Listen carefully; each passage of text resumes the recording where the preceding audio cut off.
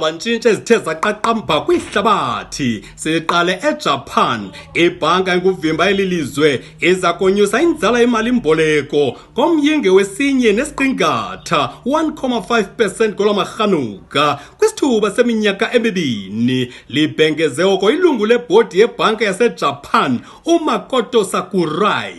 Krwaqu eThailand, eli lizwe lwakhaba ngawomane amarhe ukuba liphethe mbengwane isinana esizenzele igama ngokungcakaza nokuba lifuna sididinjelwe kwilizwe laseChina ukuza kujamelana nezityholo zokungcakaza ngokungekho mthethweni, utshilo umphathiswa wezobulungisa. Qakatha qelele eBenghazi, eLibya.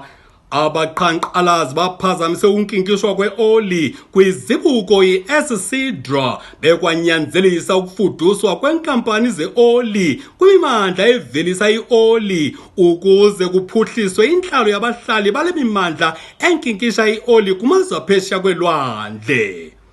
Xa siqwela ingqokoqo sibuyela ekhaya.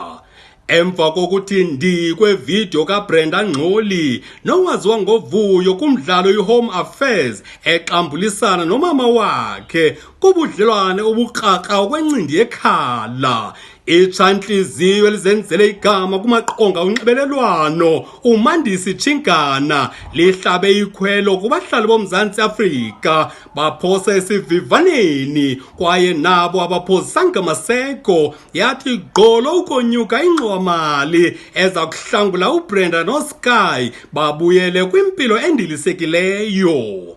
Kusenjalo, uZandiswa Msikinya ubhengeze ukuba uza kuhlalisa uBrenda nomntwana wekhantri uSky eLilita Boutique Farm Lodge, nto leyo eza kutyabula R10,000, 10,000 rands. Baza kubhilwa-bhilwa bapotopotozwe ziincutshe zeenwele, iinzipho, izikhumba, besitya izibiliboco nemifanekiso kanokutsho eza kuthwetyulwa ngoompondo zihlanjiwe. Yonke le nkquleqhu iza kuba seMonti eMpuma Kapa emva kokulandwa eTsomo yimoto yeliziko.